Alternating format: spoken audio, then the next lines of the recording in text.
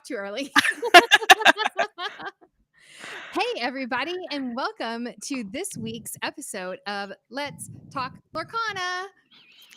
I'm so excited to be here for the whole show today. I know, I was about to say, welcome to two different absolutely lovely faces. Hello, world. We have the power this week. For those of you who don't know, which I'm assuming everybody knows, I am Erin. I am one of the members of the Illuminateers, and this is the absolutely amazing. Wait, other way. Caroline, hello. Caroline, aka Lorcana Bell. Typically, I am reserved for the end of the show where I lead trivia on this wonderful program. But today we are doing a little women's roundtable, which means I get to play the role of Brandon tonight, which I'm pretty excited about. I would like to say that you are playing the role of Caroline tonight, my co-host. Fair. Okay, I get to add my name to the list of co-hosts with Brandon. How's that? There we go. Okay. Yes, love that.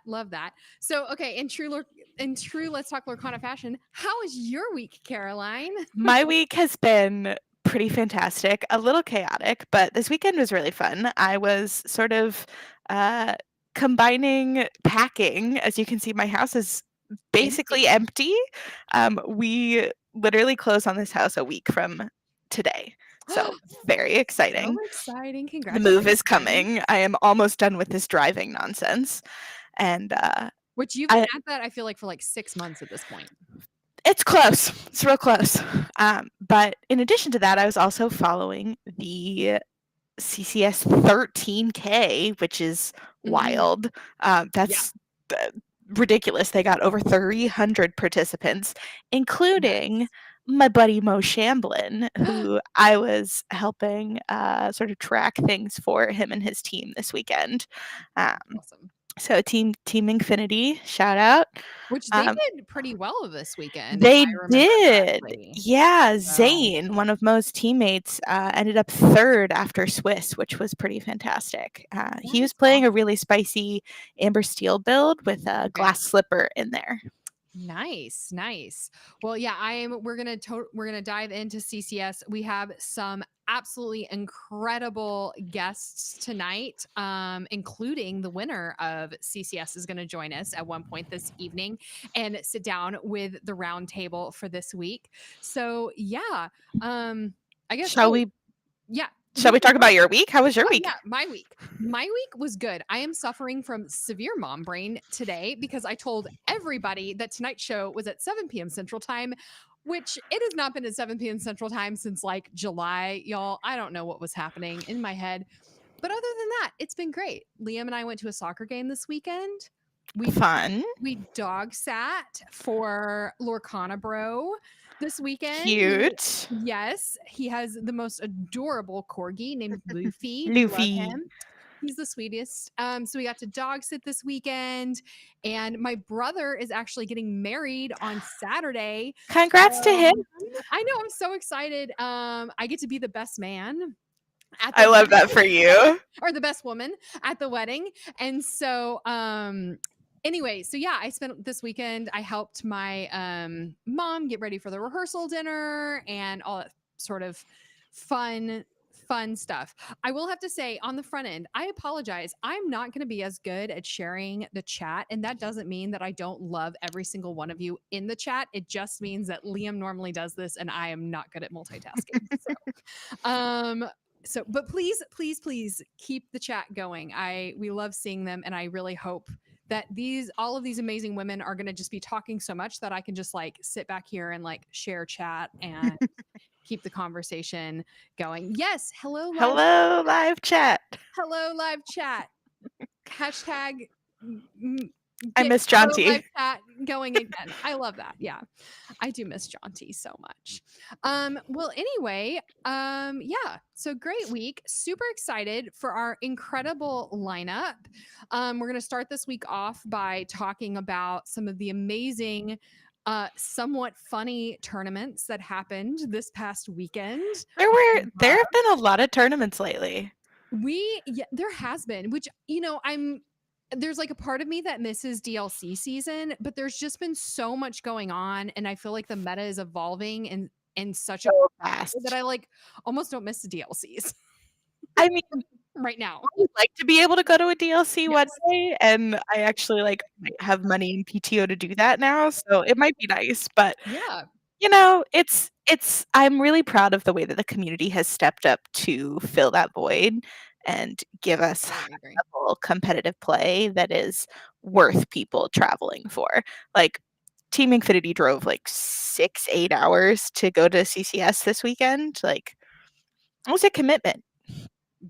Yeah, I agree. And we have a couple weekends coming up here too that I know we're going to have just amazing competitive tournaments and continue to see how this set's meta evolves. And anyway, love it. Okay, so I'm excited. Can we bring in our two first guests to like Let's do talk it. about it? Okay. I'm excited. So I will say our first guest, fresh off her weekend long commentating gig, is Clara. Hi, Hey, hello. Clara.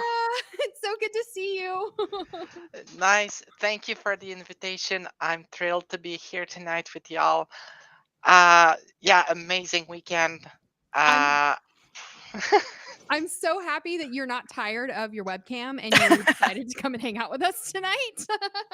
oh yeah, I did try to get plenty of sleep. Like, don't get me wrong, going through 12 rounds of competitive play, being like top notch all the time, whew, it That gets on ya. I can imagine. So I want to bring in our next guest, who is someone I absolutely love. I got to spend all last weekend with her. This is Courtney from The Incredibles. Hi, Courtney. Hello. Oh my gosh, your microphone sounds so good. Oh, thank you. High quality. And you have like the exact opposite bookcase of Caroline, which I'm Yes. loving the juxtaposition here.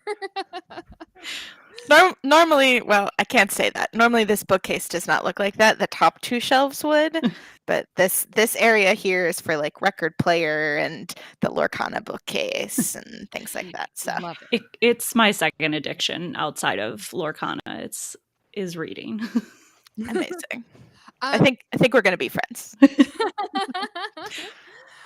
So Courtney, this is your first time on the show. Can you tell everybody a little bit just like about yourself before we like dive into talking about this weekend? Yeah, absolutely. So I am from the DFW area, so Dallas Fort Worth. I'm located here in Fort Worth, originally from Chicago. I'm never one to officially claim Fort Worth or Dallas area as a Chicagoan, but excited to be here. I'm excited to finally get to join you guys on the show. I feel like we've got to interact so many times before at all the DLCs and different events here in Texas. So it's nice to get to join you. Yeah, thank you so much for being here. We're so excited to have you. And Clara, you're old friend. So I really want to dive in and talk about this weekend. And I think we should start with Clara and like what your experience was like. I mean, I know you weren't at CCS, but like how did it go? Liam queued me up some fun like the top 8 bracket and the like. What'd you think? Yeah, so we had an interesting top 8 this weekend. But before that, we did cover Zan Said uh, on his journey in that competition, and with the Sapphire Steel item combo deck. And it was really amazing to see him play, see other great players play. And interestingly enough, the rise of the decks um, led to a all almost all Sapphire and or Ruby type of decks. Really interesting compared to only a week ago. It was almost all steel decks Mm-hmm. in the top 8, including like 4 green steel, a couple sapphire steel. So it's flipping from side to side, but we can see like Sapphire is strong. Yeah. Yeah, Sapphire got a lot of tools this set, and I think people are really taking advantage of that. It's wild to see how quickly people are responding, though. Like last weekend, Sapphire Steel was super dominant, but Emerald Steel won the day. And so people have kind of shifted to combat both of those decks. Mm-hmm. What do you think, Clara? You know, you're an incredible player in your own right, which is like, I feel like a huge understatement. I feel like you're probably one of the best women players like on the continent at this moment in time. What do you, so from a competitive standpoint, like what do you think this kind of resurgence of Ruby is all about? Well, um, you want to deal with in some ways with the board state at any moment in time, and Sapphire Steel tends to go from minimal to wide and then win. So being able to deal with key components of the deck, breaking apart those value engines, or just reset everything to zero, can be a great solution. However, we see we see not only Ruby but Sapphire or other colors that can deal with items, because items are really strong right now. So this is what we can see. However, one of the things I'm really curious to see is what is the conversion rate. So for people out there who are beginning in the competitive scene or don't know exactly what I'm talking about, a conversion rate is essentially how many decks were there in the competition in certain colors, certain strategies, and how many of them were able to top 16, top 8, and so on. And that probably gives a better picture of what is popular versus what is really effective. So I think something that's interesting, and I want to dive into this like throughout kind of the first half of the show tonight, is so Courtney, you also commentated another tournament this weekend, and I think I have. First of all, can you tell us about this amazing tournament in your community? Because this is Yes. spectacular. Yes. So I did commentary for the Diet Coke Invitational this weekend. It was an event that was put on by one of my team members. It was fantastic. I was paid very well in Diet Coke. Uh, It was a Amazing. blast. It was a really cool event. The buy-in for the tournament was simply a 12-pack of Diet Coke. It was really fantastic to see the community come together. We had over 60 competitors come and play. So it was just really neat to see that many people come and want to compete in an event that had cool prizing. And I think the other neat thing that we saw was we saw people playing out through to the end. There's a lot of competitive events in the DFW area, but a lot of the times it's going to be for cases or maybe even money. And you'll see once you get to top 4 or even the top 2 competitors will tend to split that prizing. And in an event like this, it was prizing that really couldn't be split. So it was really fun to get to see them actually play it out, which I think was really great for the community and also for like the meta. It was nice to see the just more gameplay. Yeah, and I think you sent over, first of all, like 2-part image. So the Diet Coke payout ended with the image on the left, which is spectacular, a throne of Diet Coke, which, I mean, who wouldn't want Iconic. that? Yeah. I love it. Iconic. It's amazing. It's like the Iron Throne, but better. But better. But better. It's the aluminum throne. But okay, so I thought, I loved kind of this juxtaposition in the metas between these two events. So you sent over this kind of meta breakdown. for the event? Yeah, so the meta for the event was definitely a little bit different than CCS. So we still saw heavy sapphire steel and ruby sapphire, but we did see a lot of amethyst steel and amber steel show up at the event. So um, as we like to say, the DFW area really does like their amber steel. So we did still see a lot of that show up, and Amethyst Steel did end up taking the top prize. They came out on top again this weekend. It was a really good weekend, and I think we saw a lot of competitive play throughout the day. So what do you think with, the comparison between this and the CCS bracket? The differences in the meta, is this just like geography or I think it could be a little bit of both. I think a little bit of geography, a little bit of this was more of a local event where we're seeing people playing to what they know. Some of the other competitors are known for playing, and we did have a bigger local event the weekend prior, so they saw what people brought last weekend and were kind of gearing up towards what was brought in that tournament.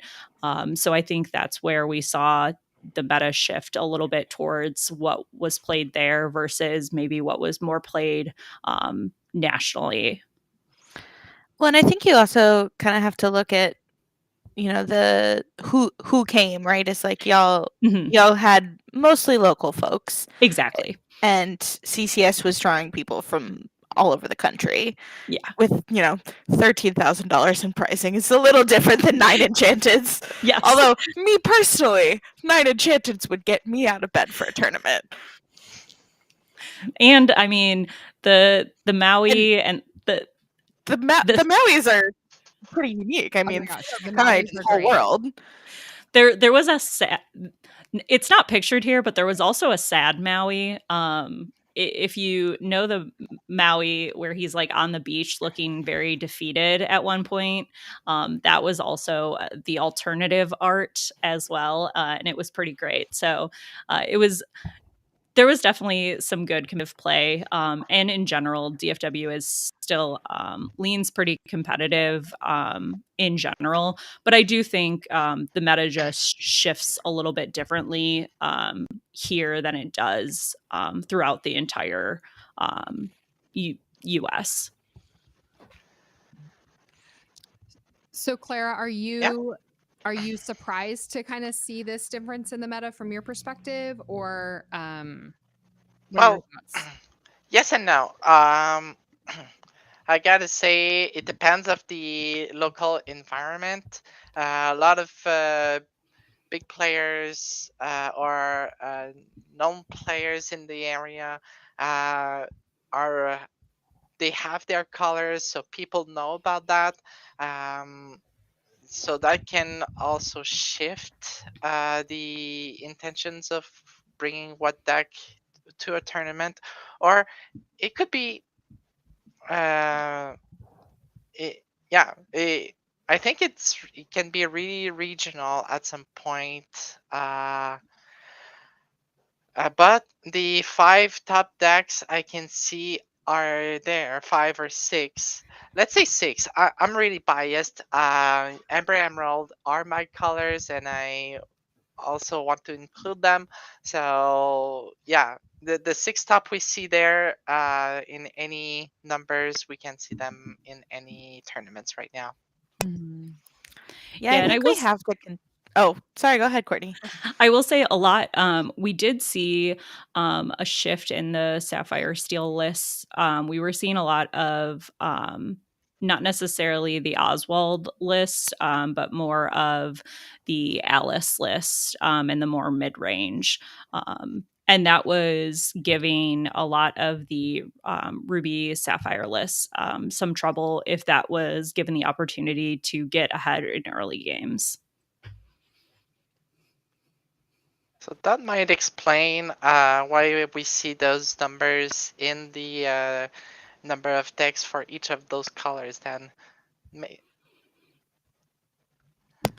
Claire, to your point about Yeah. Amber Emerald, I agree with you. I think we do have to consider that a significant threat deck, especially the more that people are innovating on it and the more that the rest of the meta changes, its position definitely changes. Because the more people that play Ruby, aka the more people that play Be Prepared, the more you're going to see decks with Chernabog succeed. Yes, and also I gotta say that a lot of cards in Amber Emerald in the 1 and 2 drop have like 4 willpower, 5 willpower. At this point, you know that any Ruby removal will get you.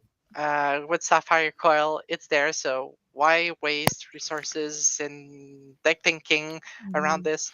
You know it's gone. It will be gone. So you just go on the other way around on the willpower side, and you say, "Hey, I'm tough." And that'll help it outlast some of the steel decks too. Yeah. I think Amber Emerald is a sneaky 6th deck this set, and I really think that it's going to surprise some people as we continue having these competitions. We have a pretty good tournament coming up in the Bay Area in a couple of weeks. I'm interested to see how the meta changes between now and then. Yeah. Sorry, I'm like, as I apologize at the beginning, but we have more people here. Everybody's gonna have to bear with me. I am not used to multitasking like Liam can multitask. So I'm over here like people are discording me. I'm like with all the things. But I will say I am so appreciative because while we were chatting about this, theoretically I'm gonna pull up. Maybe we'll see. Yeah, there it is. Okay. So I went and found this off of 20 Lore. Thank you, Caroline. So this is the breakdown of CCS, just so that we can get a little bit of a comparison to kind of what we saw at Diet Coke this weekend. And as per usual, I'm going to have to, I don't know if, for those of you who watch our show normally, I'm like, my face is like glued to this second monitor. And this one, you can't exactly one-to-one it because this one does break it out by deck archetype rather than just ink pairing, but you still see a massive percentage here. Sapphire Steel. Yeah, it's actually really, I feel like we have a higher percentage here than we even did at Diet Coke of Sapphire Steel. What's interesting is the conversion rate on Sapphire Steel versus Ruby Sapphire is only half. So even with the two different archetypes, 4 Ruby Sapphire decks made it into top 8 versus only 2 Sapphire Steel. So very, very different. Yeah, definitely. And that's what I was talking about earlier. The conversion rate is really important to take into consideration. Like Ruby Sapphire Control and Ruby Sapphire Burn, that were the 2 most represented, they pale in comparison of the Sapphire Steel combined together. It's almost double the Sapphire Steel. And we have half conversion rate between Sapphire Steel compared to Sapphire Ruby. So we can see like, okay, we're talking about only one tournament. It is not like statistically relevant, but it kind of shows something. And Caroline, we have a question from Questing for Lore. Do you know what the other category was by chance? So I'm fairly certain it groups everything else together. I know for sure that Emerald Sapphire was represented because that's what Mo was playing. Blurple is actually on here at 2.9%. I'm a little surprised that it was that high. Yeah. I wonder too if it might be some other archetypes. So like, you know, like other archetypes of Sapphire Steel or Emerald Steel, maybe. Like if this is just Emerald Steel discard, I'm not 100%.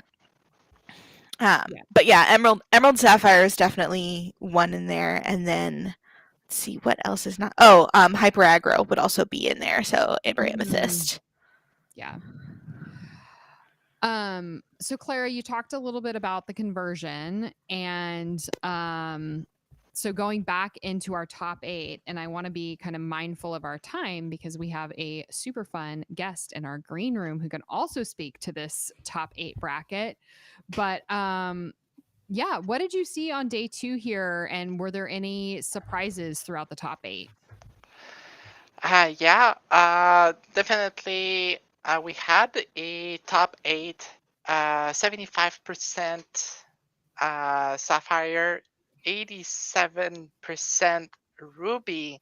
So we had a lot of Sapphire and Ruby to watch in the top 8.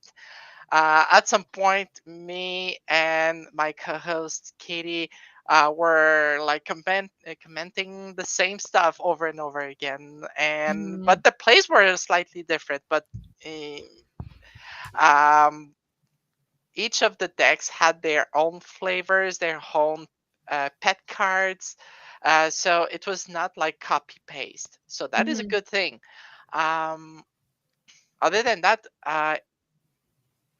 in quarterfinals, both Sapphire still lost to the Ruby Sapphire, and we had a lot of mirror matches. So that was most of the top 8, but we had like exciting elements of Amethyst Steel versus Amethyst Ruby, and we got a Amethyst Ruby winner.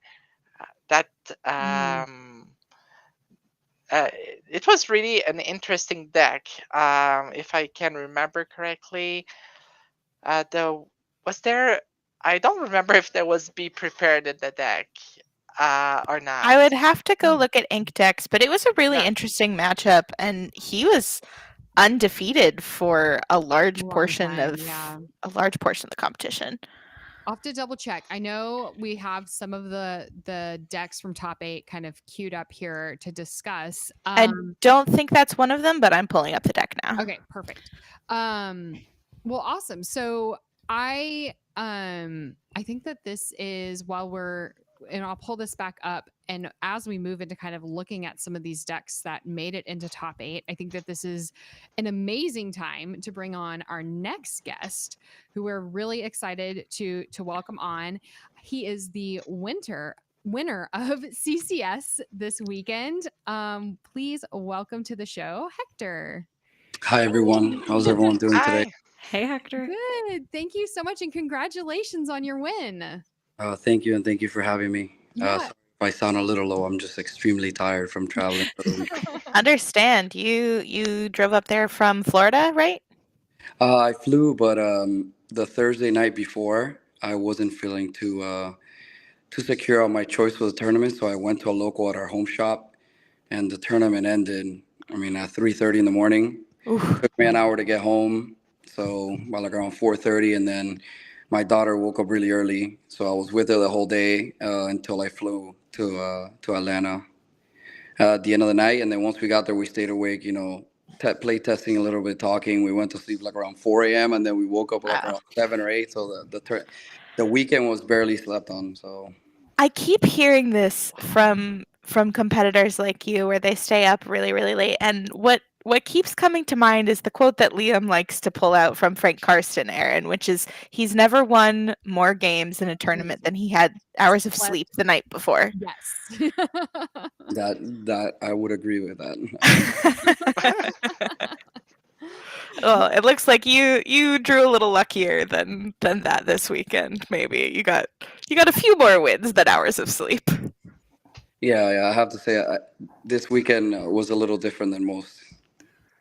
I can imagine. Well, again, congratulations. We're so excited. I think my first question for you is like, why did you decide to go Ruby Sapphire this weekend? Well, what I usually do like at the beginning of a new set or like a format is I pick a deck and I just get a lot of reps with it, and I stick to it even if I lose most of the time, because I'd rather play something I'm super comfortable with. And set 6, I was playing a red blue Ruby Sapphire. I liked what I was playing. It worked out great.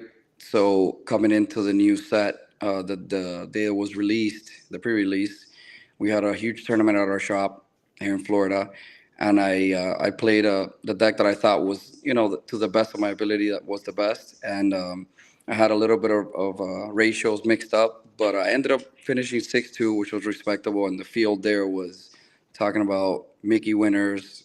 Competition was fierce, so I felt good with the deck. I just needed to prepare a little more for any other events. I just wasn't expecting, like a lot of the Ruby stuff in the it's Blue Steel. Sorry, I wasn't too prepared for it or didn't know how to play against it. So, but it wasn't too bad. So I realized that for the next coming tournaments, I will be a little more prepared, and um, and I just went with my gut and my choice. Yeah. I always think it's so funny when people like talk about preparedness because I feel like it takes on a whole other meaning in this game. But and look, you were prepared. You brought be prepared. So there you go. Good job.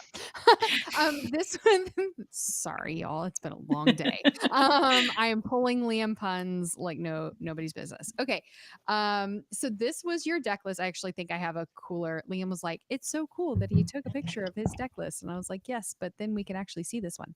So anyway, can you kind of talk us through? And I know, so for those of you who want like a really deep dive on Hector's path through CCS this weekend and deep dive on his deck, I know he's going to be doing a podcast later this week with SSG, so you definitely should tune into that. So we're just going to kind of get initial thoughts on this, but Hector, can you kind of talk us through your deck list? And Clara, I know you also probably have some questions from this weekend. Well, my deck list it's kind of standard. Obviously, at the beginning of the set, we all tend to gravitate to sort of the same thing. The reason I went with this is because I love Maui Shark. I like playing for Maui Sharks, whether everybody likes it or not. It's one of my favorite cards. I think it has a lot of impact on the game. And last format, towards the end of set 6, a deck came out that abused Maui Shark, and it was just super great. The deck that was created by DKP was a little different than this, so I wasn't completely comfortable with it. So I decided to kind of like mix and mash to build something that I liked that was in the middle of full control and his version.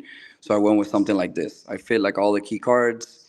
They all worked out great. Obviously, the new stronger ads were Sapphire Coil with the little Sisus, big Sisus, and Medusas. In this deck, once you have one of those on the board, you could pretty much clear anything. And it works really great because sometimes this deck gets locked out by like a back-to-back Pete's where you just can't play your actions. And I've lost several games like that, but now that we have Sapphire Coil, even if they Pete, you can still do some pretty neat combos like ink, play T-Bolt, ink again, double reduce, and then wipe the board with pretty much anything. And your little Sisu becomes a Dragonfire. You could kill any creature that they play, and the deck just seemed very standard, but it felt great. I was play testing it for the whole week, and I felt comfortable with it. I believe that if I'm going to a tournament, I want to go with a deck that I'm super comfortable with. I tested Sapphire Steel for a day or so, and it didn't feel right. So I just went with my gut and say I'll work on this, and I'll fine tune it to the ratios that I like, and that's why I went with this. There's not many different cards in there. I guess I have the 3 Pyre Lives with the 4 Maui Shark. I like Vitalosphere just because it catches people off guard with the shark. And my plan for the weekend was against Blue Steel is I just make sure to answer every creature they play on the board while putting pressure on the board and going aggro, because they don't have like board removal. Yeah, they'll have a Zeus for the shark here and then, but sometimes when you go wide, you put so much pressure that by the time they get to their dime play to try to lock out the game, you have too much, and they just can't handle it. And that's what I pretty much did this whole weekend to versus Blue Steel, and it worked out. Did you Yeah. seem to? Oh, sorry. Go ahead. I really love to see you play in the top 8 actor. Um, Thank you. and, and yeah, for sure. I have a couple questions for you, but I think Aaron was about to say something, so I just No. Go. okay. No. Go. Okay. I was going to say he answered all my questions already. I had a whole bunch and he just talked about all of them. Yeah, I'm really curious about some of the things I've seen in the list that you have. Okay. Uh, Well, shoot. Go ahead. Let me know. I'll try. so, um, Oh, here, I'll pull what it up again, Clara. you talked about changing the ratios before the tournament, right? Yes. Uh, what was the last minute changes that that made the breakthrough in your deck list? I was trying to try something different at first. In the slot where I have two Medusas. Last four set six. I'm a big Hades fan. I love the seven cost, 7 ink Hades, the blue Hades. I thought it was just great with a lot of control running around where you would just Hades their big answer, and then it was a lot of pressure. So I was testing out the two Hades over the Medusas against a friend, and games were going a lot more his way, and I just decided just it wasn't worth like risking or testing. And I saw his Medusas were working well, especially with Sapphire coil. So I decided to go the two Medusa route instead, which I thought was it ended up being a lot better. I also lowered the ratios. I was testing four Tamatoas, the six cost, Hmm. but I felt like three was at the right spot. Some players even thought this weekend of playing two, which was not a bad idea. I like three. I was playing 61 cards, but I like three because end game, while I'm controlling the game, he just becomes essentially a draw two. Right? You just pop your popsicles, draw two, and that's just it gets you back in the game in many games while I'm slowly climbing up. So that was the only pretty much the biggest difference. And then for Maui Sharks, I just love the card. There's no other. I love the card. Once it comes to the board, this weekend, every time it will just hit on the board. Most of the time, it will just sit there. Most of my matches in top eight, they were open deck lists, and I realized most of them did not have a clear answer to Maui Sharks. So I just thought to myself, my game plan will be let's try to double ramp and play a Maui Shark as fast as I can, and just start taking the game back from there. Force him to have an answer to it, or he's just gonna run away with the game. And in some of my games, it worked out perfectly fine. Yeah, and that was impressive. And what you just talked about, we've seen that again and again in top eight. It was amazing. We were like, okay, there got to be answers for the Maui Sharks. It stays there. It stays there. Uh, and also at the same time, rarely we have seen you with a dwindling hand size. Like you had enough resources to keep up at every moment of the game most of the time. Uh, so, what was, um, how did you manage to keep up with card resources versus inking cards and playing into the field? I guess that depends on every matchup, right? So if I'm playing like versus like the mirror or like more mid-rangey decks, sometimes I don't need to ink so much. I'll take it slower once I develop an okay board like Maui Shark or, for example, against Sapphire against Blue Steel. Once you develop a Sapphire coil, you could just wait and just answer everything they play a lot easier. So, but sometimes I don't like to just ink every turn if I don't need to. Sometimes I'll just hold at 6 ink, 7 ink because my deck mostly the highest ink cost is six or well big Sisu cost is eight, but I shifted it a lot of the times.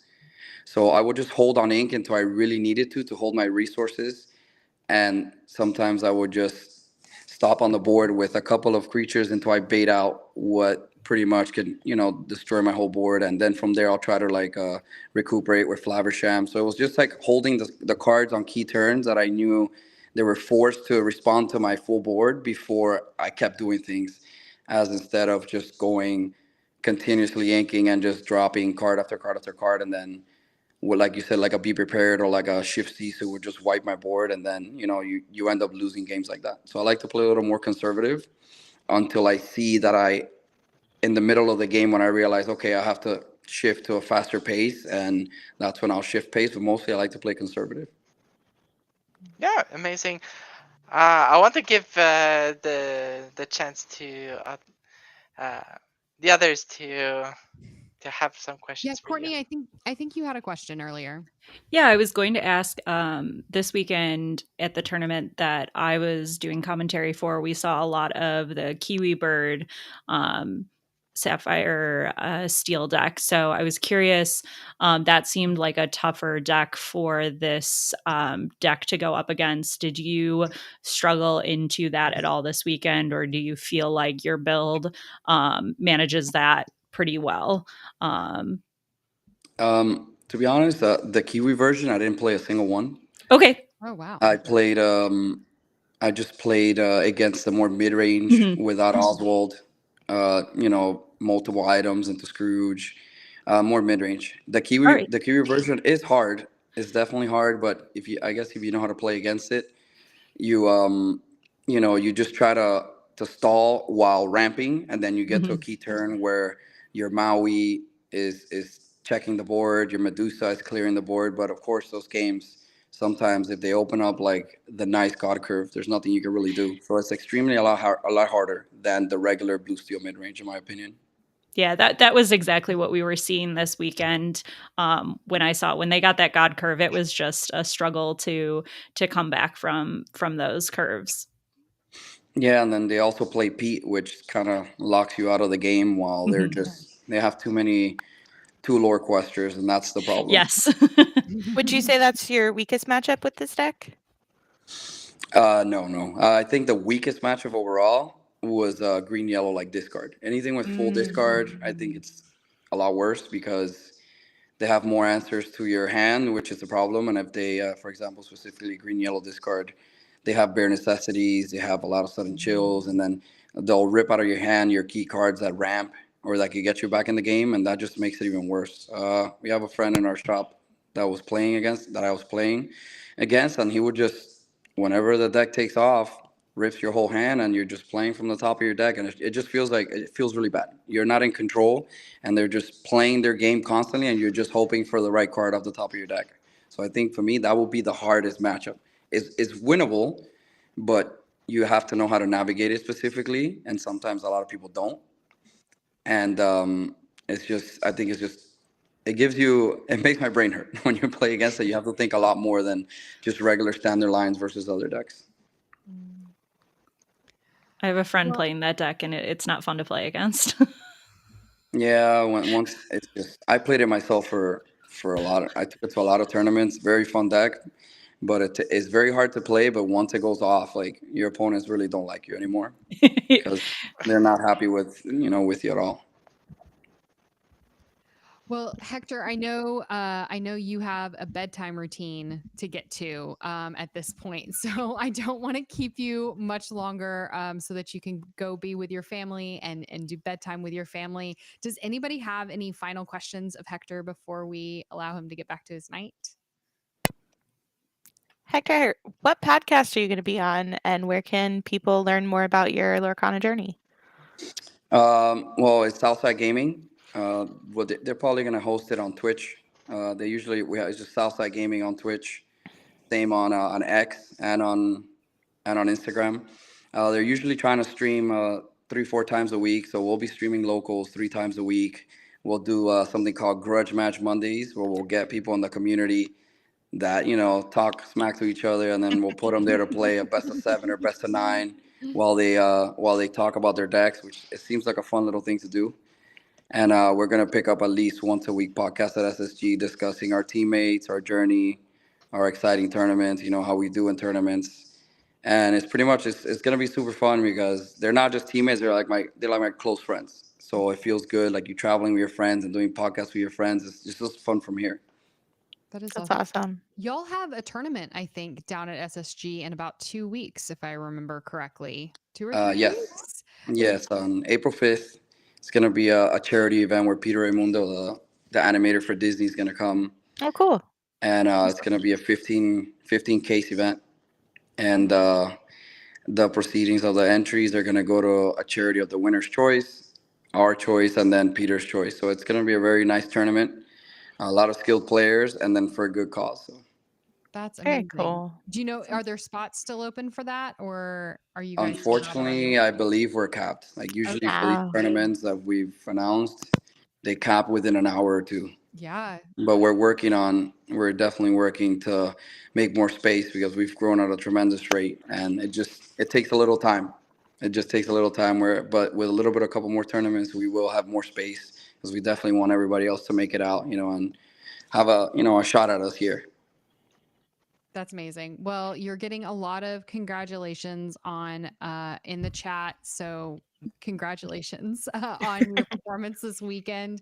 And thank you so much for taking the time to chat with us tonight. We really appreciate it. Thank you, and I want to shout out. I saw my young little prodigy. His name is Zane. He was the only one that beat me this weekend. Yeah. He left me speechless in one of our games. But great kid, 14 years old. He should have been shown there a lot more in that tournament because he's very skilled at the game. That's But who I was talking about with the glass slipper spice, Aaron. yeah. He got me a game. I did not know what to do with myself. I had to keep my composure for the next round because he sent me on a tilt for a little while. But it was all fun and games. Him and his dad are great people, great in the community, and I hope to see them in the future again. And also, I appreciate you ladies having me here. It was super fun. My wife is over here looking at me like, "Oh, this is awesome." Well, we'd love to see her out at an event sometime. Yeah. Absolutely. Tell her to come hang out. I would love for that, but it's complicated. There's Wish. there's a Lorcana community specifically for ladies and other marginalized genders. So if she does Discord at all, feel free to send her our way. Oh, I'm trying. That will be the greatest thing to happen to me in 2025. Lots of folks learn to play with us and are brand new to TCGs with us. So That's what I like about it. It's a very fun game for all ages. In our locals, we have very competitive players, but there's also the entry level players. And it's just super fun to see everyone grow. We get a lot of up and comers, new people that just show up, even though they're afraid to mingle and learn to play. But the community is so great that you could just walk in anywhere and make new friends, which is what I love about this game too. Yeah. Incredible. Well, before we sign Hector off, it looks like there is a wait list available for the SSG tournament in a couple of weeks. So definitely check that out. Try to get on the wait list. I know that they host incredible events down there in Florida. So thanks again, Hector. We appreciate it. Thank you. I hope you ladies have a great night. Have a good Thanks, night. you too. Thanks. Well, awesome. He's cool. He's really cool. I like him. Very Florida. I feel like I don't know. Everybody I've met that's from Florida is like so nice. I'm so glad that's been your experience, Aaron. I'll just leave it at that. Having lived in Florida for 5 years. I gotta say, I find it really nice to, like, as a commander, we see the player playing, we see their hands, we see their decks, but we don't see their faces. So seeing their faces, their personality is always amazing. Yeah. Yeah. I see Zane is actually still in the chat. So congratulations, Zane, on defeating Hector this weekend. It's so amazing to hear the stories of young players in this game. It's probably one of my favorite parts of our community, to be honest, is seeing all of the young players just develop this amazing passion. Like, I know Liam played Magic when he was a kid, and that's like where his that was the basis for his love for Lorcana came from. And it's a passion that's, been in his life for like 35 years at this point. So it's just, I love seeing it for the next generation for sure. Okay, so with that, we are going to bring in 2 more amazing guests and get into our next topic of discussion, which is what we're all excited about for next season's DLCs. Speaking of us not having DLCs right now, but we're looking for the future. So I am so excited to welcome in Tanya, aka Panda, who plays for Ohana Lorcana. If I can actually get her in. Hello. Hi. How are you? I'm good. Can you guys like hear me okay? Yeah. Okay. It's so great to see you. Thank you for your patience with me. Tanya got full frontal my mom brain and came into the show an hour early because I told everybody to be here an hour before it started. So thanks for being patient with us. And Oh no, you're good. I was so confused. I have like tournament brain, so you're fine. I was like, I don't understand. I was like talking to my boyfriend. I don't know what time it is, and I just don't want to be late. So well, thanks for joining us. I'm also excited to welcome back to the show Miss Mandy. Mandy. Hi. Hi. Hi. How are you doing tonight? I'm great. I took a nap. I'm here on time. Can't beat it. Mo's back home after 4 days of being away, so I get a Yeah, break from that being is mom. I can appreciate that feeling. It's like, It's nice. welcome home, love you, here's our child. That's amazing. Well, so Tanya, this is your first time on the show. Can you kind of let the folks know a little bit about you and who you are and your Lorcana journey? So hi, I'm Tanya, aka Pack Panda generally, or Panda for anybody that kind of knows me on Discord or with Team Ohana. Funnily enough, we're Team Ohana GSO, not Ohana Lorcana. Ohana Lorcana, I think, is out of. New York. New York. Is it, so no, is that's- it New York or is it so- like Northwestern something? I So can't remember. Ohana Lorcana is we've had them on the show before, Aaron. So that's probably Yeah. why you're No, confused. I conflated. It's the folks that Josh Paul hangs out with, the first DLC champ in North America. Okay. So yes, I Ohana apologize. GSO, which I'm really excited about because I'm about to move to North Carolina. So Oh, I get really? to come hang out with you guys soon. Yay! That's exciting. But yeah, I have been playing Lorcana since it not opened, but came out. My boyfriend and I had the luxury of going to Gen Con for the like official release, which was insane and like very, very fun. There was so many people there that we met, and like doing like the small little events and stuff was like really fun. There were so many people like carrying around binders like, do you want to trade cards? And it was crazy. But yeah, I've been playing and been managing the team rather. I play, but like not as competitively maybe as my boyfriend does, but it's a lot of fun. I love it. It's made me, or not made me, but like helped me meet a lot more people and be more social. Did you get stuck in the stampede? No. Gen Con? Okay. No, we actually Yeah, came a those day videos late. are terrifying. Yeah, it's scary. I was very happy we ended up showing up a day late because the stampede I think was on Thursday and we didn't go until Friday. So I was like, we missed like the rush of it, but we still got product, which was fun. So Yeah, it's for those of you who might be a little bit like newer to Lorcana, even like within the last year, the day of kind of the release at Gen Con, there was this mass like just Google Lorcana Gen Con and it'll be a video. People There was have PTSD from lines. Yeah, it's crazy. Yeah. it's insane. Well, no, for the lack of line. That was Yeah. the problem. Is Gen Con didn't do lines at that point, and guess what? They do now. Yes. So anyway, Gen Con craziness. I didn't get to be there because I was 37 weeks pregnant, but you know, Liam was there. So hard times had by all. Liam and Brandon talk about it like they're having more flashbacks. Oh yeah, for sure. It's like swapping war stories between the two of them. Yeah, at that event. Anyway, and then Mandy,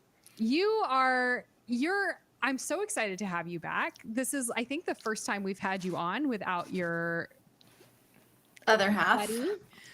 Wait, we can actually say it out loud. Yeah. Mandy got They're married now.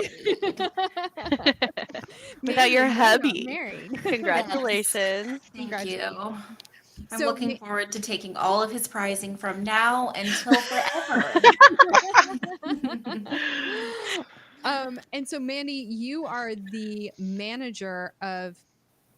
Wait, Liam, I think that's Elena. Sorry. The mom My alarm. The daughter's mom right there. I'm ears. What's happening? Mandy, you are the manager of Inkfinity, Yes. which is a new Lorcana team. Can you tell us a little bit about that? Yeah, so it's made up of our local, pretty much our LGS is the team. So we have a lot of really cool players and people who, when we decided to go to Vegas, which was Mo's first DLC, that they kind of, we hadn't played since we had our daughter. And then we came in and they were like, yeah, you're going to the DLC and you're just coming to this 2 weeks before to, no, sure, you'll do fine. And then when we got there, the community was so awesome and they basically just adopted us as, friends. And so now we have just a great local team and they're all stars. I love them all. We have Zane, which is great because nobody expects the 14-year-old to be like, hey, I'm here, I'm gonna win. And he did the same thing in Seattle when we all went. He just like steamrolled everyone. He's got the sauce. He's incredibly talented, and we have Mo, of course. He's won some stuff. Just a few things, casual world qualification. It's fine. So he's gonna go to Worlds. We've got a top 16, a couple other day twos, and I'm there. So that's great. I make great hoodies, and I don't do competitive stuff, but I love making content. So it's been a lot of fun. I don't know what else. You're the testing buddy of a Worlds qualifier. I was going to say, she does not give herself enough credit. I have watched her play against Mo, and she is a very valuable testing partner for him. I am specifically trained to beat him, and so I do. I love it. When he got back from Nats, I did 2 of him at our LGS that week. Hey. Very nice. Congratulations. I will never let him live it down. So He needed to be humbled, right? every day, every day, our daughter takes his cards, throws them on the ground. Yeah. Great. Seen that happen. It's a team effort, really, here in this household. Keep the ego in check for sure.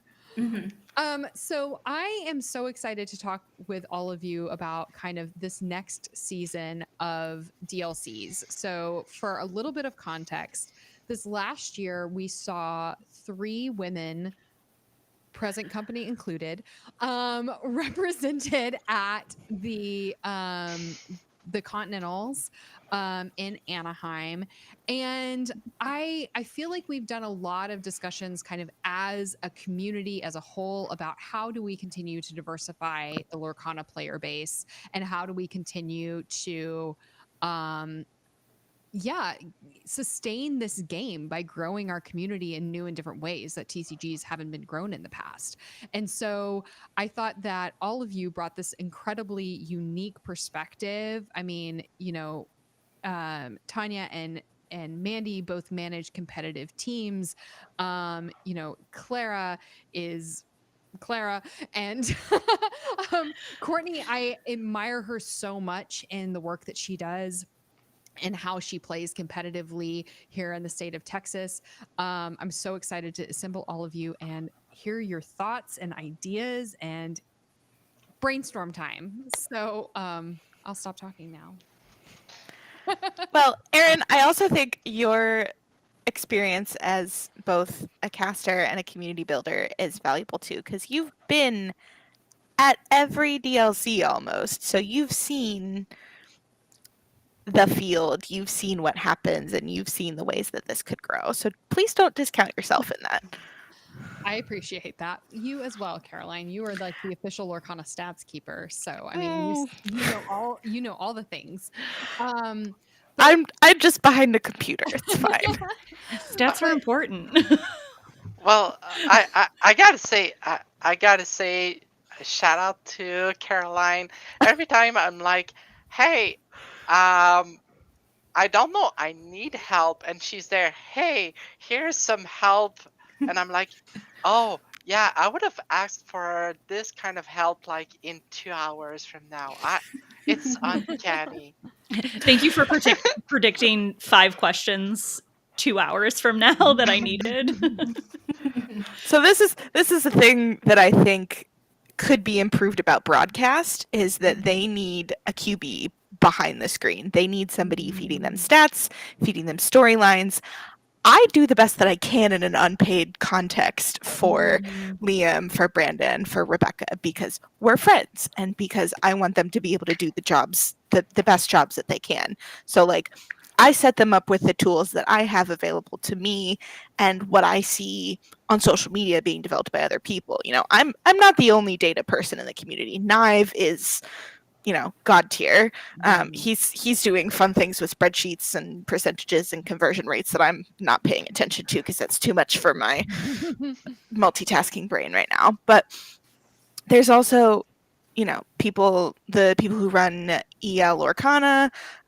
There's Lauren Kana, who is my former podcast co-host and started the ELO conversation around Lorcana. There's the guys at unsungheroes.gg, which are building their own wiki for Lorcana competitive play, which is pretty fantastic. So like, I put all of those things and sort of synthesize that for my friends who are casting because I know that it will help them. yeah. But having somebody dedicated to doing that behind the scenes for production, I think would significantly elevate the level of casting and would also alleviate a lot of stress for our casters because they're doing a ton of prep ahead of time, and this would allow them to just focus on the game and not necessarily the context. As someone who watches caster prep firsthand, I think that would be an incredible resource for them. I think that, you know, our casters do an amazing job of pulling the resources they have at their disposal, from chatting with you, Caroline, chatting with Knive, talking, you know, when it comes to meta analysis and that sort of thing, talking to some of the best players that we know, especially at least on this continent, and having these like multiple hour-long phone calls discussing the meta and the like, and having an opportunity to have all of that information synthesized to them, I think would be incredible as well. So, and in a more formalized setting, so that they're not having to go to all of these like different locations to kind of try to grab all of the data they can and then look at it and say, okay, now I have to do my own analysis. Right. They're DIYing it, and they shouldn't need to do that. Yeah. Anyway, I'm happy to keep helping DIY it because it's fun for me. But hey, Ravensburger, hey, production company, if you want somebody on the team, let a girl know. So Mo. Lord, people are saying things in the chat, and it's. I'm not used to being on camera this long, you guys. I'm just especially not live. We're all here to just embarrass Caroline by flashing. Anyway, okay. Someone else go. So Clara, you being one of the 3 who made it all the way to Continentals, what are your kind of thoughts on barriers to entry, and how can we work as a community to maybe have more than 3 next season of DLCs? Yeah, so it is a topic of discussion that is brought to my attention more and more, and I gotta say, there's a good way to do this, and what I believe is 3 keywords: encourage, enable, expand. So meaning like encouraging the woman base of the community to step up to the challenge, enable them with resources so they can thrive in the competitive scene, and also expand, meaning like expand our influence in the competitive scene as well. So this is just in general, but we could go into details in practice. Okay, how can we do all of those things? But it is a good starting point in that philosophy. You know, Liam and I were talking last night with a friend of ours about kind of this idea of women being on these highly competitive teams. And so I'm really interested, like Tanya and Mandy, your perspective, and Courtney, from like being a player on a competitive team. This idea of like, we have these incredibly competitive teams right now in the Lorcana space that are not very diverse and don't have many women on them. And I think that there is a little bit of this mentality of the fact that women need to kind of earn their spot on the team by top 16ing before they get the invite to the team. But there's this interesting balance of, you know, being theoretically on a team and having a testing pool to pull from, to train, to then make top 16. It's like a little bit of the chicken and the egg sort of situation, where like women, because we don't necessarily have access to these high, you know, competitive teams and resources when it comes to testing, that there might be a little bit of a cap that we're at, because we're testing amongst each other and we don't have access to all of the world's qualifiers to test against, to continue to increase our abilities, and then therefore top 16, and then therefore make worlds. And so it's a little bit of this cycle that I think that we're in. So for those of you who manage competitive teams and are on competitive teams, what are kind of your thoughts on that juxtaposition there? I think for myself, so Lorcana is the first competitive TCG that I've ever played, and truly the first really TCG that I've gotten into. I played a little bit of Magic in high school, but that was kitchen table, and I don't even know if I would consider it official Magic. So this was really the first TCG that I was like, I'm going to learn this and I'm going to play it competitively. And I kind of just decided, like, I'm going to pick a local store. I'm going to go there and start playing. And I was really lucky. The community here in Fort Worth was really welcoming, and I found some really great players that had already started a team, and they kind of welcomed me with open arms, and I started to play test with them, and then they invited me to be part of their team and continued that. So I think, to your point, sometimes you just need to find the right group of people that are willing to see that you're willing to put the energy into becoming a better player, and not necessarily, oh, this person has already top 16, top 8, been, you know, finished really well at an event, but rather they're willing to put in the time it takes to do the work to make it to those events and do well at them. And I think that that's been really beneficial for me, and having that faith put into me has been really nice. And I think my team members have been amazing at helping me become a better player. Tanya, Mandy, do you have any kind of thoughts on this as managers? So I think I kind of mulled this over a lot after you messaged me yesterday. I was kind of soundboarding off with my boyfriend a little bit, and I think the biggest, at least that I've seen kind of like in our area, is like a confidence factor of it.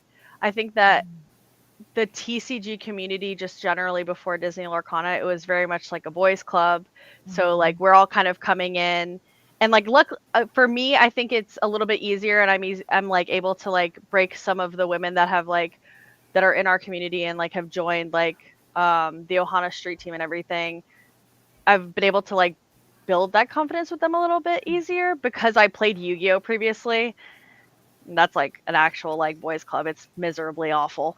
And I also helped like manage the team that we had for Yu-Gi-Oh as well. So it's like I think I have like a little bit of a different perspective, maybe because this isn't my first TCG. But I think confidence is like the biggest thing. And it's not just of like being like good, it's just being able to like interact, I think sometimes, because we just always I think sometimes assume that men like know, like especially in TCGs, like they just like know how to play already. They know they're picking it up a lot easier. And she's probably gonna hate me if she hears this, but I have one of my friends, Ashton, that is like on our team that literally has like zero confidence. Like she thinks she's like the worst player on the planet, and she beats me on a regular basis.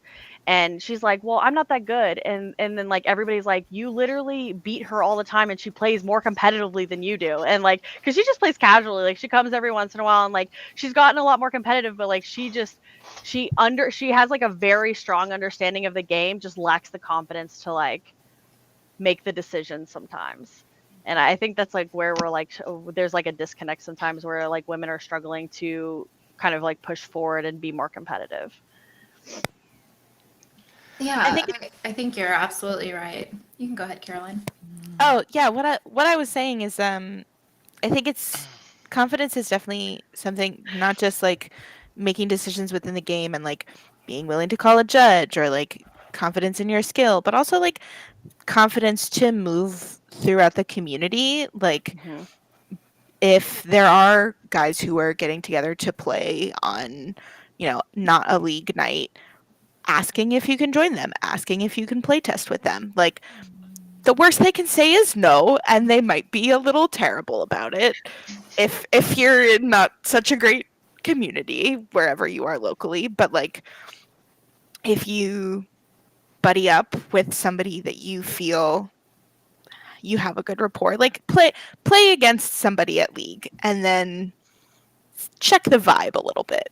And if you feel like that person might be receptive, try and forge a relationship and see if you can get something going at your store. Like I hate to say it's what you make it, because it shouldn't be, but that's still kind of where we're at. Yeah. Yes. I gotta say, like, from my experience, my environment of play is really welcoming, really, and also at the same time, I really fell in love with Disney Lorcana as a game, with the community. I will repeat this every time I turn on, but what I want to say is, me being a woman, being trans, me being anything has never been an issue in my community, and is so me being me is the player that I portrayed in my community, and there's nothing more to it for me, or at least I don't make anything else important in the decision making of, oh, should I do this, should I do that. I try to minimize other aspect of confidence and to move within the game. Sometimes it's really hard because you hear discussions, you hear the environment, and you're like, oh, okay, should I take into consideration this, or is just like brain worms trying to make their way into my brains, and I'm like, okay, like fact check. Like, Mhm. so going back to the fact check is really important. Like, yes, I've been able to do this objective, do this top cut, win that competitive that tournament, and so on and so on. I've been able to reach out to the community, do this event, this. So Just like writing down what you've done might be helpful for people to go, "Oh wait, I am good at this game." Yeah. Yeah. You know, it's interesting. I'm actually in my day job in the middle of like, I'm hiring a new staff member. And something I was talking to my CEO about is I can teach almost anyone to do a job. I can't teach them to want to do the job or to have passion for the job. That is something that is not, I have tried to teach that before. That is not something that you can teach someone. And I think that is the tactics of playing.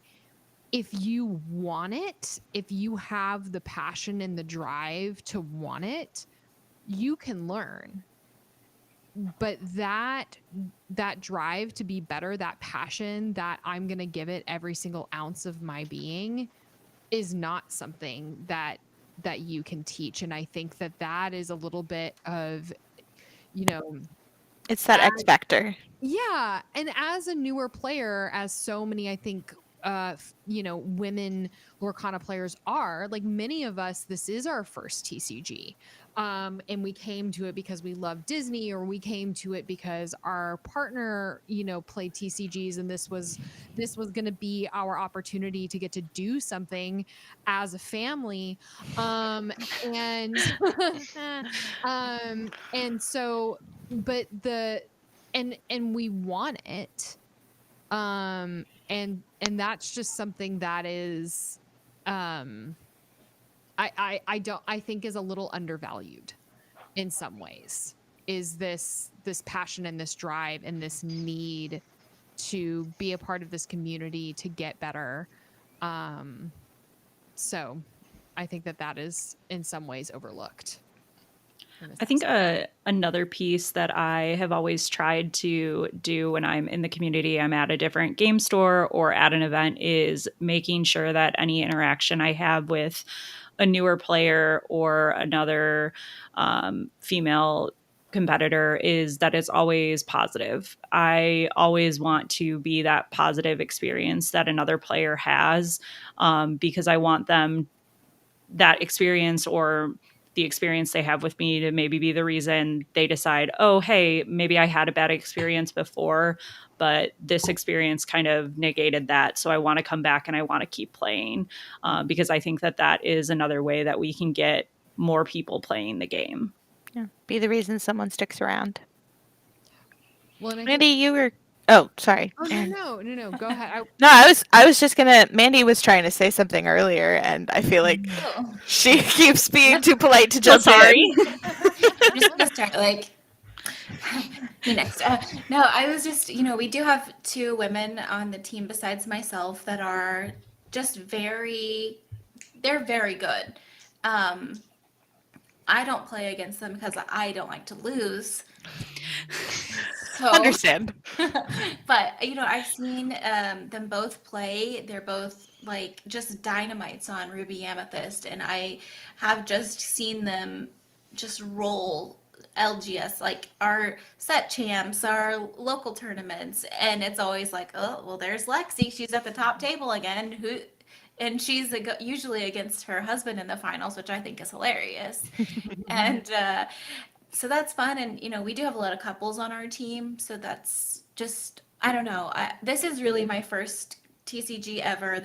I played a little bit of Yu-Gi-Oh! Because I love Mo. Bless you. Bless you. I played Yu-Gi-Oh! Because I love Corey. So I feel you. You've been there. And it's just like the environment is completely different. almost any DLC we've been to, which also is like the largest events I've ever gone to, just because I'm from Arkansas, I live in a tiny town, I don't go anywhere. Um, they've been awesome. Like the people are they're I don't ever like for me personally, I don't know. There have been some things I've heard about after the fact they're like, "Aw," but from my own personal experience, things have been great and people are so friendly. We have friends that we met in Vegas that came with us to nationals that you know what? Now I get to hang out with Aaron and Elena and Caroline. And I met Courtney at HBM, which was awesome. And I'm a little bit of a Clara fan. I have been watching you since Vegas. I can't believe I'm here with you. So I don't know. It's just awesome. And I think that the women in this game, while maybe not as representative, are the pillars of the community, Like maybe we're not always at the top 8, but we are the reason that people come back. We are the reason that you see people casting and then like Caroline behind the scenes making things even better for people, and you've got people making friendship bracelets, and it's just like without us, there's no community. Like we and I mean, like, I love men sometimes, but Sometimes. Sometimes. Yeah. It's We have just a like, fan in the chat, Mandy. I don't know if you knew that. I don't know who that is. I'm married, sir. Please. Oh gosh. Yeah, I mean, I was there when Clara top decked. I think it was the goat. Yeah, in Continentals, yeah. Just I love anytime I get an opportunity. I'm like, sorry, Mel, I'll see you later. Clara's on the screen, so so it's just always a joy to watch, and I do feel like the people in the like content creator side, like Rebecca and Kim and Katie, and we just have so many awesome people out there who really do make it more than just another trading card game. And I do think we also make it more honest because we've also as women, I feel like we don't really put up with a lot of stuff, so we do kind of stop people from being like, oh, I wish Lorcana was toxic. We're like, no, you can take that idea outside. We're not doing that here because we all want to be in this space too. Right. So I think we have done a lot to make it better, but I would love to see it be even cooler going forward. Something you just said, Mandy, I think is really poignant. My brain. Poignant. Anyway, that's the word that I was looking for. Thank you, Caroline. And I think, as women, we are about building community and connections with one another.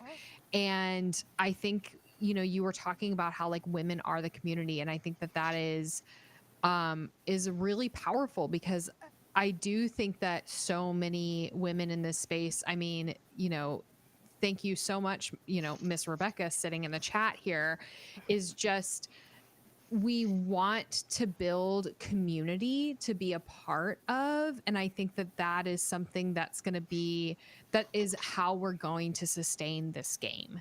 And I think, like Mandy, you and I know we've talked about like wanting to build this community that we want our daughters to grow up in and to be a part of something that they can be proud to be a part of.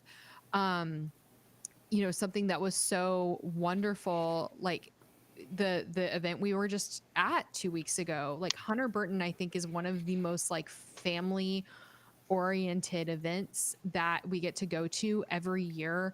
Like 20 Lore Pro is wonderful. They set up a whole little area in the back for Olena and Faye to get to sit down and play with their little dinosaur game that they both had, and we have families playing with babies like in baby carriers at this event, and this is how we're able to have mothers and women access this event because we're meeting them where they're at. And I know that that's not necessarily the space that we can create in the DLC, because the DLC is a highly competitive event. I get that there is a difference between like Set Chance, Hunter Burton, DLC. Like, these are different spaces.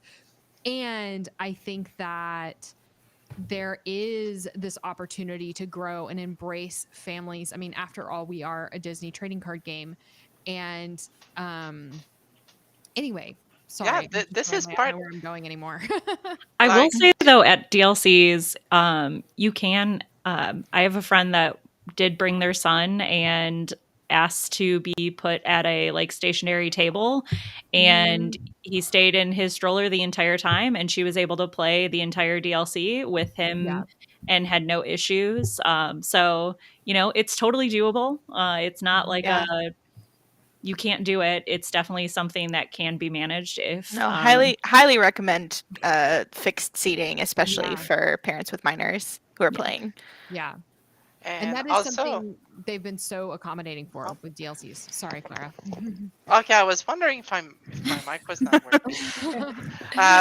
Yeah, I was just about to say, like, this goes along with the enable, like the 3 keywords. Like, I think for me, those are really important keywords, like enabling, like population to participate in the games, by allowing like some relief, some accommodations, things like that. So yeah. And also the DLC structure, like again, this is my very first anything. I've only been to 2. I've never, but they are so long. And if you're a mom who has a baby, you have to Forget keep- about it. What? 8 hours at this table with a 1 hour break? No, I don't think so. It just seems like, I don't know. I think that there are definitely more things they could add to DLCs to make it more family friendly. Not necessarily like this is it is a family game, but I know DLCs are competitive, but I do think there are different things they could add that would help, like Clara is saying, is enabling the space for women and making it more like encouraging and giving not necessarily just women, but anyone who doesn't know like what the rules necessarily are. I still have to ask Mo. I'm like, okay, somebody said this to me. What does that mean? And he's like, oh, that just means they're going first. I'm like, okay, and how many games are in a match? How many matches are in a game? Which one is it? Please, can we just use the same word? I'm confused. Help me. But it's just like there's no manual for common terms in a TCG. There's no, here's things you might need to know about a DLC that someone just walking in saying, I love Lorcana, I want to play competitively, might not know. Like, there are some things like medical accommodation. Like, I diabetic, so I keep like a little meter sometimes, and so they were like, you can't have your phone on the table. I'm like, okay, well, if I'm dying, I'd like to know. And they're like, no, sure, here's a sticker for your badge. Or like there's just a lot of information that's hard to find or hard to access that I think would be nice to say, here is your pamphlet of what you need to know, commonly asked questions. Here's your lore book. Yeah. Here's a little bit. Here's the information a little bit easier to access. And I think we've been trying in like the DFW area with rules, I think specifically, just making it so that people, when they're playing, even just at like a set champ, that people are more comfortable calling for a judge when they aren't sure if what the player across from them is telling, like, is correct, is the actual rule, because as much as we want everybody to have the best intentions, sometimes they don't. And even if they do, it might just still feel better to just get that clarification from a judge. And being able to say judge in a room sometimes is a scary thing if you're a new player. So we've been really trying to educate players just to feel comfortable saying that. And it's a simple thing, but for a newer player can be scary. Yeah, absolutely. And I was just going to point this out because we had some folks saying in the chat this would be, great for somebody to make. Sarah, Lorcana Librarian, and Enchanted Kim actually do have a great guide for this. If it's your first time going to a DLC, you need a refresher, or you just want to take a look and see if there's something you missed last time you went. They have a great, basically, starter guide to going to a DLC that sort of walks you through what to expect, what accommodations are, how you get those, what the schedule is like, what's available to you, all sorts of things like that. Super, super helpful. As far as the language handbook, Rebecca, you want to get together on that? Because I feel like she and I could do, especially me as an English major, could do a big fun series on that. I love that. Yeah, so many people thinking, I think this is a great idea. And I know that there are references out there. And I also, going back a little bit to the stats thing for commentators, like if we could have a centralized location for all of these resources, I think that would be absolutely incredible and potentially eliminate some of the barriers that we overcome. So like, is there going to be a nursing room on site? Like, is there a place that I can feed my child if I need to?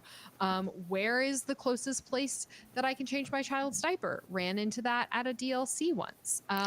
Or like, can I take a break from my match to do that? Right. Yeah, for sure. The answer I'm pretty sure is yes. I think you could call a judge for that, and they will come stand at your table and stand in to your opponent and make sure that they don't do anything to your board until you come back.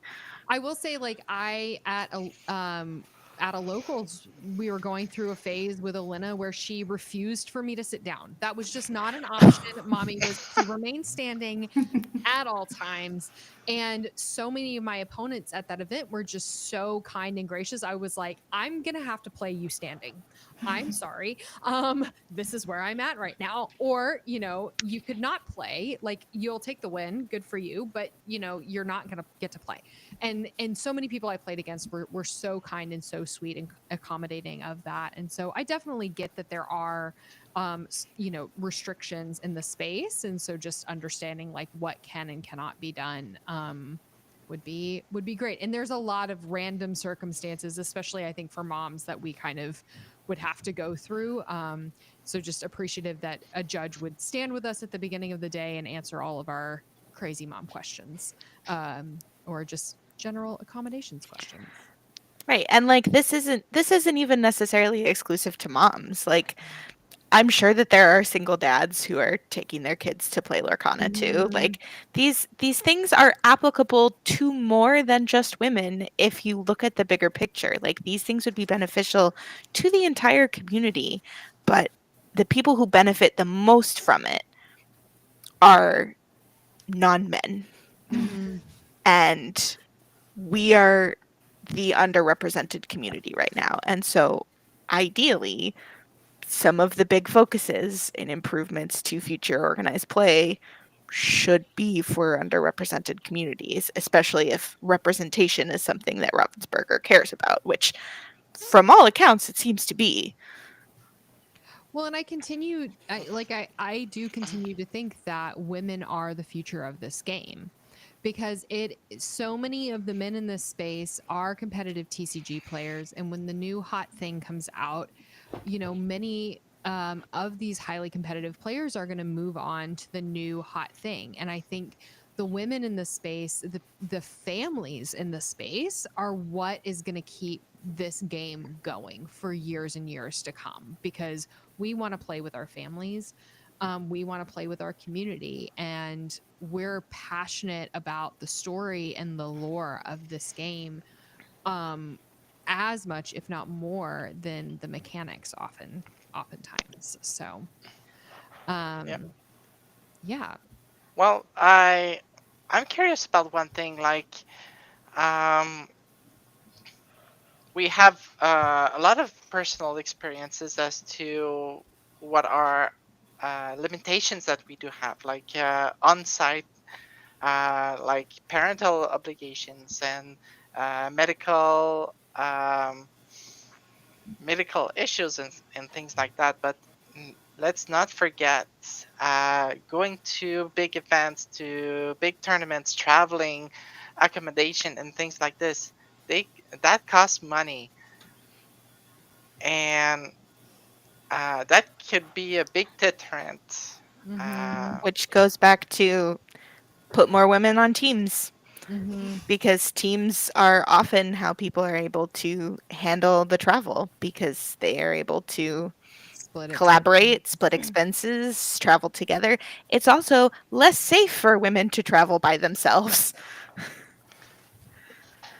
That's true. As So like something we have to consider is like, okay, if I want to go to this, do I feel safe enough to go by myself, or do I have somebody else to, buddy up with to make sure that I feel safer?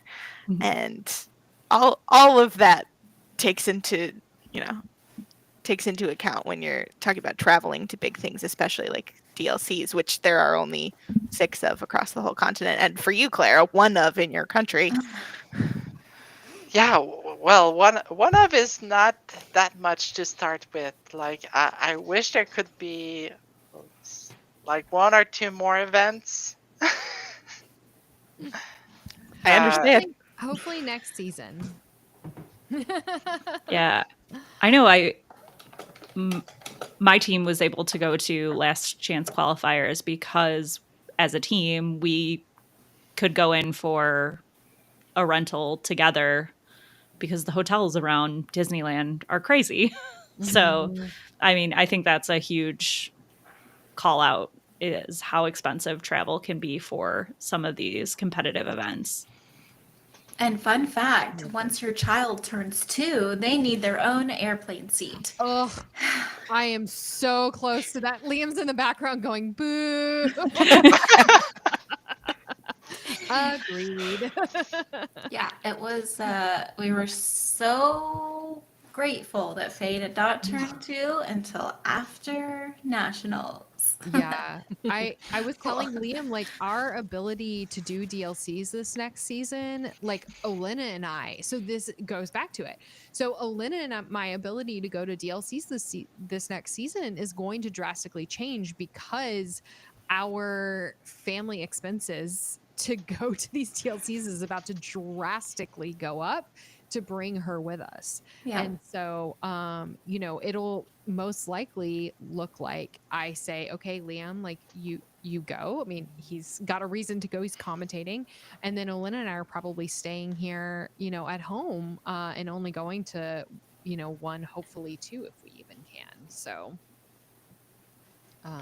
yeah, that's the travel thing. That's rough. And then, I mean, if you're lucky enough to have a grandparent come with you, but then you oftentimes, I know in my case, like I try to pay for my grandparent to go with us. Well, I mean, if you're asking them to babysit for you, like, Right. Exactly. I'm like, okay, well now I'm going to pay your travel, but that's just another, just keeps coming up. So, Yeah, anyway. I'm curious about one thing, like for teams, uh, like how can resources be put in place to help anyone that is not necessarily having all the funds to go to these events and to go out there and perform? So we actually, I actually negotiated with one of our LGSs to sponsor our team, and essentially they cover a person when we travel. And we have a fairly large like travel team. Then we have like the street team that generally does travel with us. And so like in this situation that we went to the CCS this past weekend in Stone Mountain, and we got like an Airbnb that fit like 10 people. And then so the cost was like for 11 people instead of 10. Or like if somebody's like struggling with like funds, then we would just do 10 people and then that one person just wouldn't pay. That's how like we've done it. And then we also have like, because we do podcasts as well, like our team does podcasts, we stream, so we are trying to like have other sources of income essentially, that can help pay, because like that is actually like a huge topic of conversation for us within our team, is that we have a lot of dads and moms and just like college students, like we have like a pretty diverse group of people, and like their funds are just like not always accessible. So we try to like, if we can, like, okay, like we'll cover you, or we can, do this or this, and then you're not having to pay, or you only have to pay for your food while you're there. So different things like that. I think that that's like been a huge win for us. It's gotten a lot more people involved, and a lot more people travel. And then honestly, when you're traveling with 10 plus people, it makes it a lot cheaper. I think our Airbnb this past weekend was like $70 per person for an entire weekend, which is crazy to think about, because we had somebody paying like $120 for a hotel that we knew per night. So I was like, next time, just let us know. We'll get a bigger Airbnb and you can pay $70 for the whole weekend. So it's definitely a big thing. My boyfriend's in the chat. Like, we also let people pay for things with cards. So if they pull like shiny cards, my boyfriend is like actually a Tamatoa incarnate. So he likes all the shiny things. That sounds like something I would do. I am also that person. Yeah. Courtney, I remember us talking about this because when we were at Hunter Burton, like you were talking to me about how you play with Enchanteds, which is a strict no-go in our household.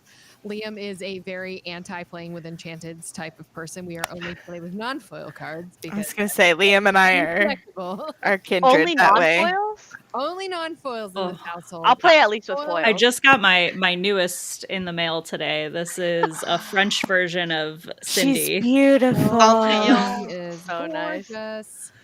I was going to say, Clara can say it, right? Yeah, Cendrillon.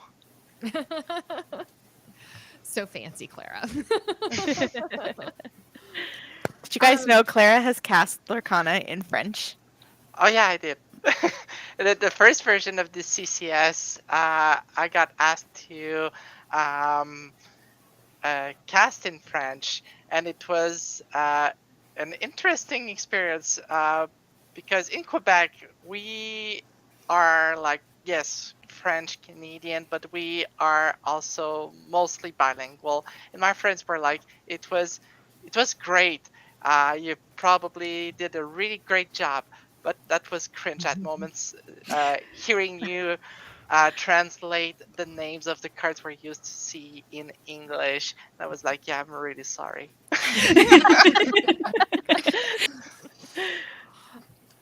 So we've talked a lot about like kind of accessibility, getting to DLCs, and how we can eliminate barriers there. And Claire, I'd love to hear like your thoughts, especially on this, about like, okay, we're at the DLC. Let's talk about like training and getting into that top 16. Let's get us to Continentals, and how are we doing that? Yeah, so that is the other thing, like getting the resources. Internet is awesome. You have wonderful guides out there. I believe the training part is less of an issue, let's say, because internet, pixel-born, because of the Discord channels, the YouTube videos, it is somewhat accessible. Having a partner to play with, there again, you have small local communities that are there. And if you don't have one, you're in the middle of nowhere. If you have access to internet, there are great groups where you can just go and play.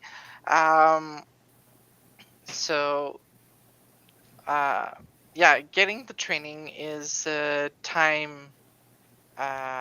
It takes time, honestly. And you can get behind easily one set if you are not aware of all the new things, you don't practice, you don't cover events or like watch events is the next big thing. So all yeah, the commitment in time is intense, and there are other obligations in life that we have to take into account, and keeping up might be hard for some people. Like Mhm.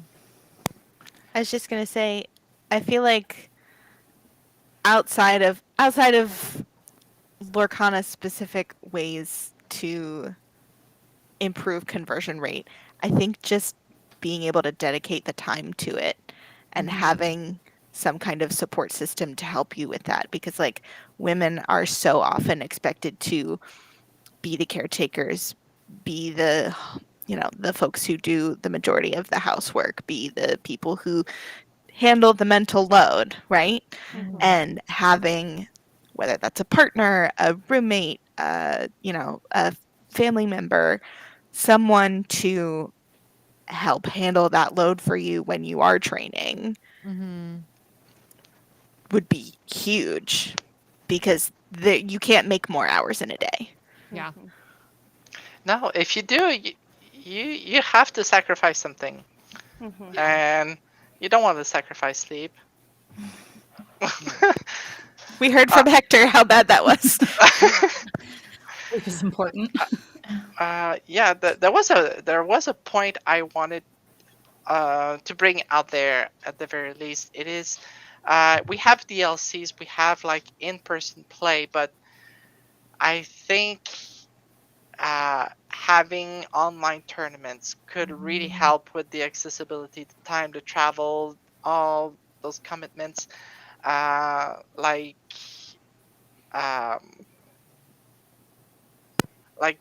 any restriction can be, or a lot of restrictions can be abolished through internet, and having that platform to expand our available means of doing those tournaments is the next big thing.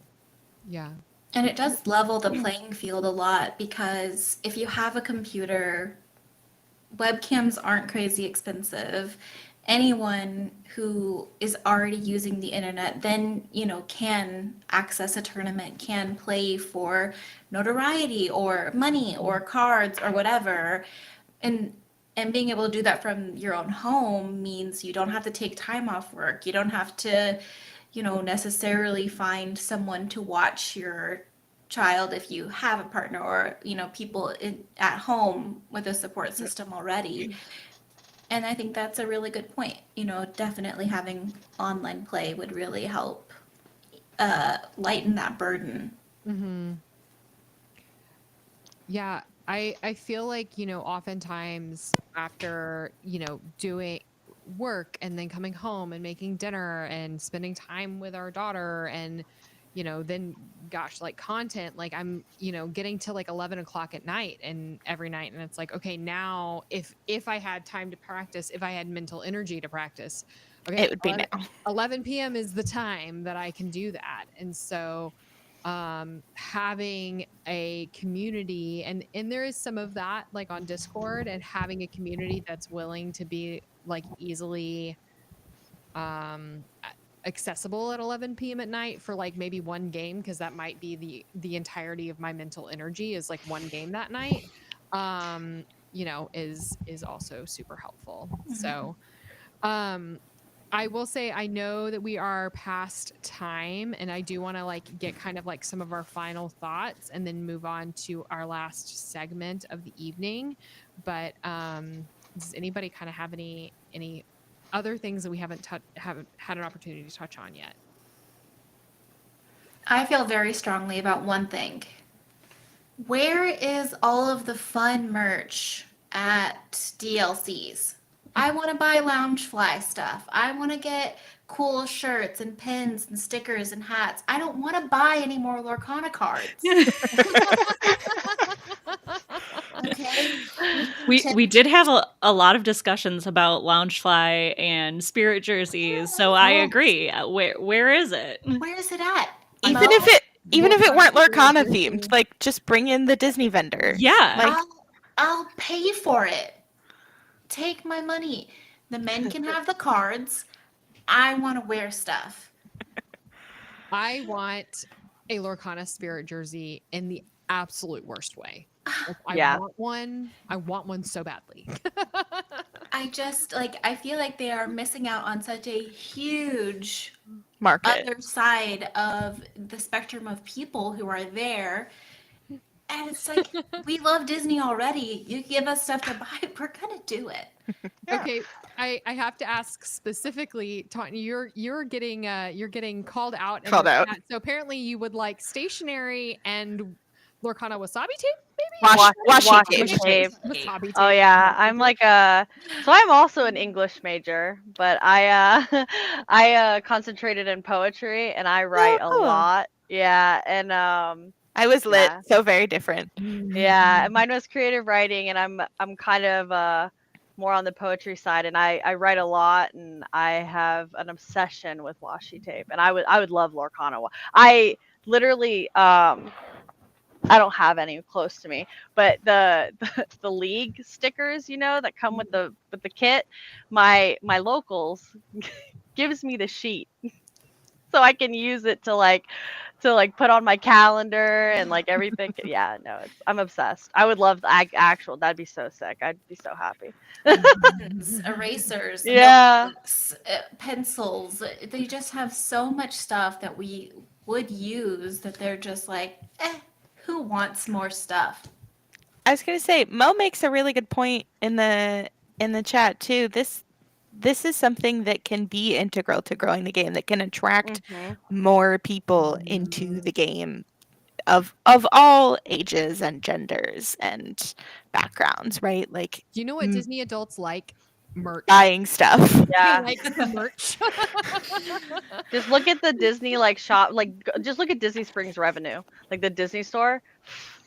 I would spend so much money at even more money than I already do at DLCs. My boyfriend would hate me.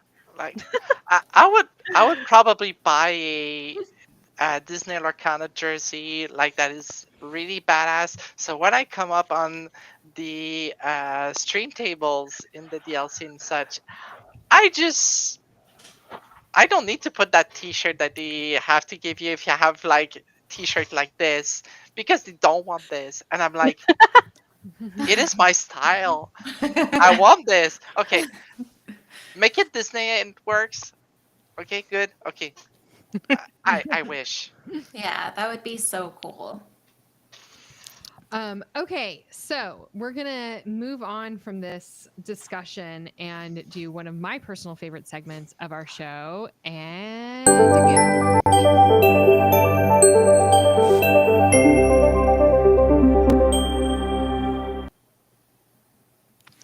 it's quiz time with Caroline. Oh my gosh, wait, it's Caroline.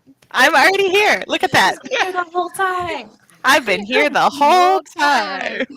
We really At the beginning of the show, Caroline was like, you don't need to play my intro. And if y'all have watched our show in the past, the weeks Liam forgets to load Caroline's intro, I normally give him a lot of heck for that. So I was like, 100% we are playing. It is my show to run, and we are 100% playing Caroline's intro. So, hey, Caroline. Can you still hear me? Yes. Okay. I lost my headset for a second. For those of you who don't know, Caroline is our resident quizmaster. I'm going to totally get this spiel wrong. She runs shows here on our show, and then she also runs trivia in our Discord, but not right now because I was going to say, I've been on hiatus, but I'm about to come back. It's going to be great. Once the move is over, she will come back. So join the Illumiteers Discord if you like Lorcana/Disney trivia. So here's how it works. This is a team effort. No. This week is not Tonight we're not doing team trivia. Tonight is a little bit different because we have some casters and some competitive players in the group. Oh no. So this is card trivia. This is card questions. So Erin is going to show an image of a card, and y'all are going to go around the horn saying facts about the card. Oh. And if you run out of facts to be able to say, you're out. And if you get one wrong, you get one chance to fix it.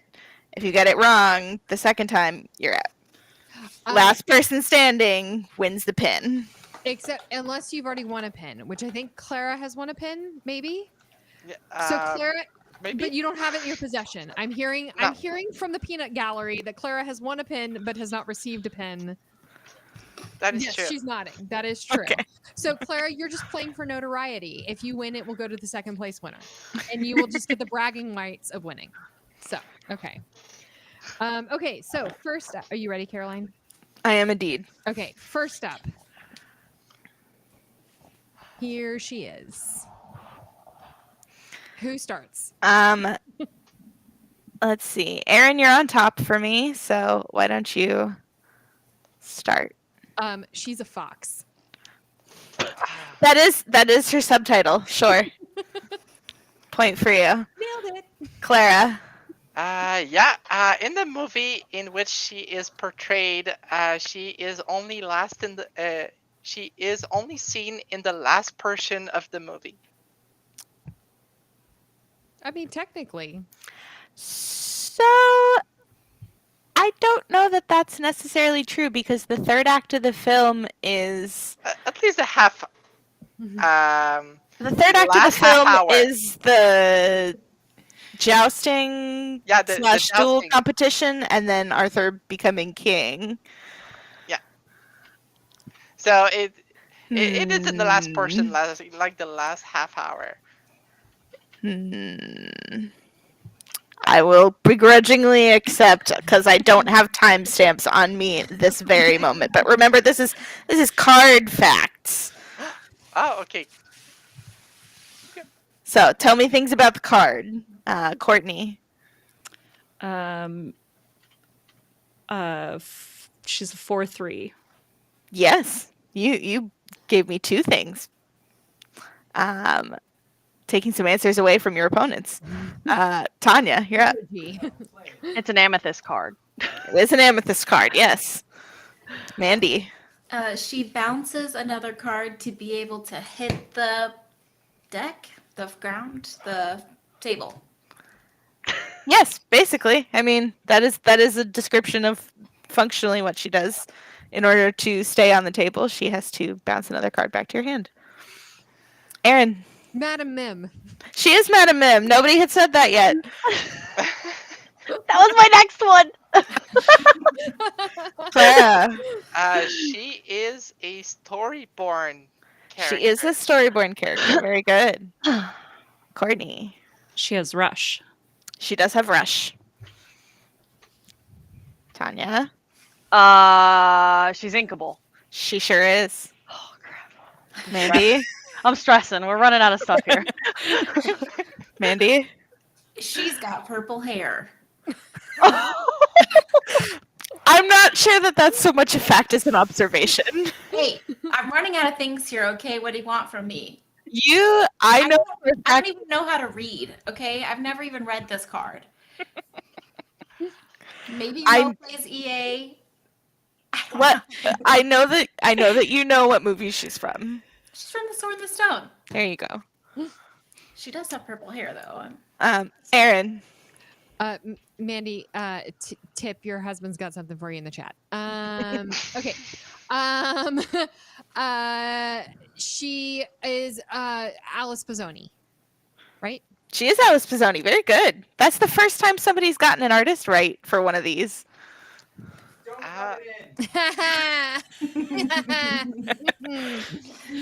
Clara.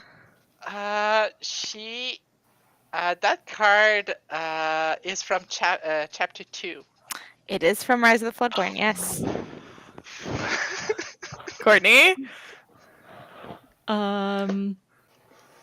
It's a 3-drop. It is a 3-drop. We've not said cost yet. Is it my turn? Tanya. Uh-huh. It quests for 1 lore. It does quest for 1 lore. Mandy. Now know nothing else about this card.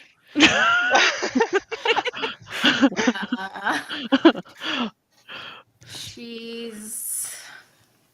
Oh, gosh. I don't know. She's a sorceress? She sure is. She's a sorcerer. Yes. That is a tag that she has. Aaron.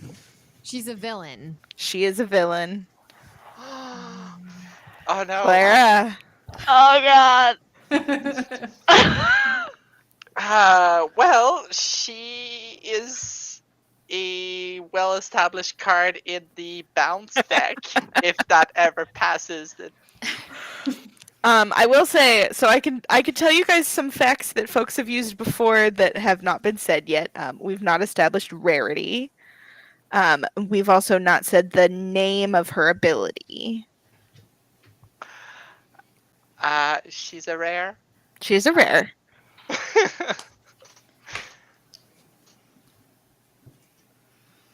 I just want to say I'm so glad I'm going last. Wait, Carolyn, if we get it wrong on Madam Mim, do we not get to play for the other two that you have in store, or should we just like pass if we don't know anything? If everybody passes, we can go to the next one. Okay. Are we all at pass? Yeah. Everybody's at pass. No, Tanya's down there like thinking. Tanya? She's like trying to mind meld with the art. I'm gonna pass. Okay. I'm gonna pass. Liam, stop. Go away.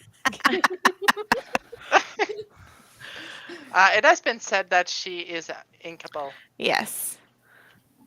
All right, Mandy's at pass. Erin, are you at pass? Yes. Okay. Clara is also at pass. Okay, great. Let's move on to our next card. Oh no. Oh, this is my goat. This is my goat. Courtney, I believe you were next. This is the grandpa one. Gives other characters resist 1. It sure does. Tanya? Oh, it has ward. It does have ward. Mandy? He doesn't give himself resist. That's true. He does not. Because that is part of his ability, I suppose. Erin? Cogsworth.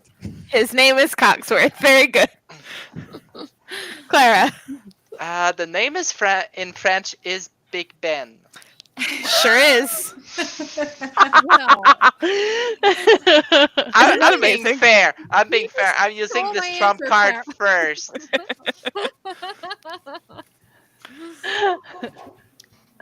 Courtney? Sapphire card? He is Sapphire. Very good. Tanya? He is a 5-drop. He sure is. Mandy? He's inkable. He is inkable. Erin? Floodborn. He is Floodborn. Clara? It is a shift 3. Shift 3. Look at that. Courtney? Inkable? Did we say that already? Mandy did just say that Oh, one. yeah. sorry. Shoot. We said ward. Ugh, I just hate this card. When it's played against me, that's what's coming to mind. We said shift 3.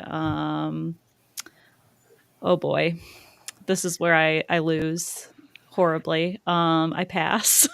Oh. All right. Courtney's out. It's Tanya. a 2/5. It is a 2/5. Mandy? He's from Beauty and the Beast. He is from Beauty and the Beast. Very good. Erin? Have we said that he's the grandfather clock yet? You have not. Oh, I'll That go with is- that. That is his subtitle, Grandfather Clock. It quests for 2. It does quest for 2. All right, Tanya. He's an ally. He is an ally. Mandy.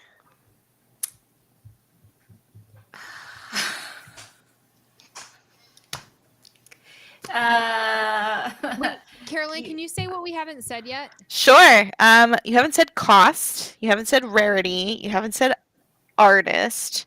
You haven't said. Cost. I said cost. She said 5 cost. And then Okay. she said inkable. Okay. Inkable. Okay, again. but no. So ability name, artist name, rarity, set. We've also not said. Set 5. Nope. You have one chance to fix it. 4. Also, no. Mandy's out. Set 3. Mandy's out. Keep going. All right, Aaron. I'll go with set 2. He is set 2. Boom. So close. Thanks, Mandy. Clara. It is a super rare. It is a super rare. Tanya. His ability's name is Unwind. It sure is. Look I at play this that. card a lot. This card was a 4 of in my deck. Amazing. Oh my. This is my favorite card. All right, Aaron. Pass. Clara. Pass. Tanya. Artist. Pass. The Okay. Unwind was like the most obscure thing I knew about that card. All right, we can move on to the final card with the final 3. Oh, come on. All right, Aaron, you were next. Chernobog. Yes, that is his name. Clara. It quests for 3. Yes, indeed, it does. Quest for 3. Tanya. It's a 9/9. It is a 9/9. Oh, God. I didn't know what his stat line was. I knew it was a Aaron. lot. Amber. It is an amber card, yes. Clara. Known as the. No, I will say that next. His cost gets reduced by 1 for each card in your discard pile. That is true. It's Tanya. character card. Ah, there you go. Good correction. The judges would be very proud. It is uninkable. It is uninkable. Aaron. Oh, Fantasia. He is from Fantasia. Very good. Clara. Known as the evildoer. Evildoer. Yes. Tanya. It's a villain. He is a villain. Aaron. Did we say he's uninkable yet? Yes, we did say he's uninkable. We haven't said how much he costs. 9. Nope. One chance to fix it.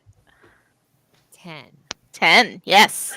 I knew it was really, It really was one or the other. I was like, I don't feel like it's down. All right. No more lifeline for Aaron. Clara. It is a super rare. It is a super rare. Tanya. It has an enchanted. It does have an enchanted. That is a fact that we have Okay, used cool. before. Aaron. Did we say Storyborn? We did not say that yet, but he is indeed Storyborn. Woohoo! Clara.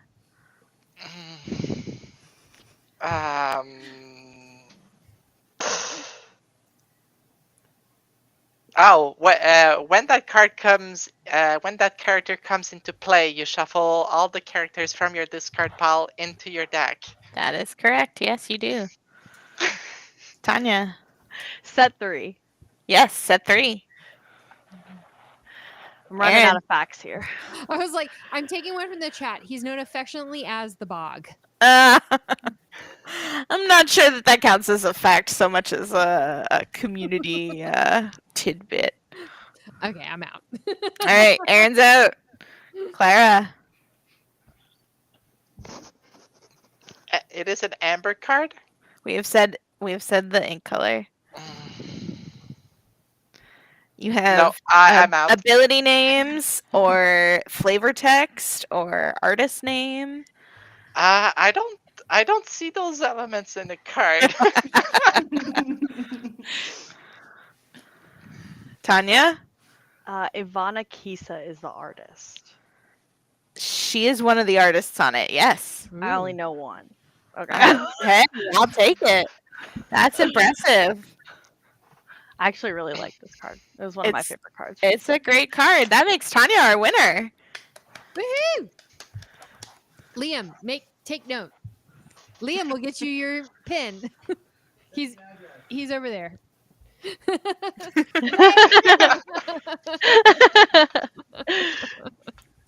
Congratulations. Well done, y'all. That was excellent. I don't think we've ever done this with that many people. Y'all went hard. Y'all knew That your was stuff. terrifying. I thought it was gonna be like really obscure cards, and then you put up 2 cards that I see on like a daily basis. Well, awesome. Thank you all so much for being here. I really appreciate it. Where can we quickly just go around and let people know where they can follow you on socials, so that they can continue to follow along with your story. I'll start with Clara. Yeah, if you can give me a moment, I'll just copy paste my link tree. You can ask another person in the meantime. Oh, okay. Courtney. So I'm on Instagram as Courtney Dembski, and you can follow my team, The Incredibles, on the Instagram and YouTube, as well as basically all social media under the.incredibles. Yes, and there is no C in that. I learned. Yes. Yes. Tanya, what about you? You can find me. I'm literally pack.panda or packpanda on anything. And then Timo Hana GSO or Timo Hana on literally also everything. Blue Sky, X, Facebook, YouTube. We're everywhere. And Pack Panda is PAC, right? Yeah. Yep. Mandy. I have X is Ink and Magic TCG, Blue Sky is Magical Mandy, and then I do run the Team Inkfinity socials on X, Blue Sky. We have the YouTube and Facebook, so Love it. and Discord.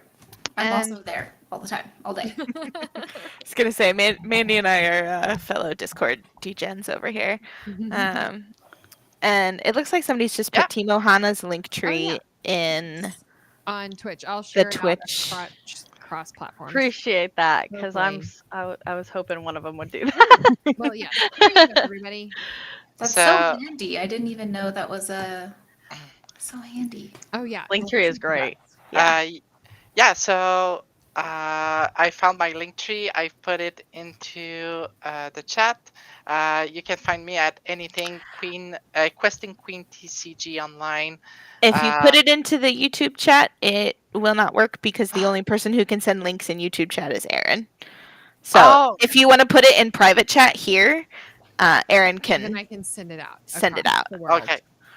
Yeah, I'll do that.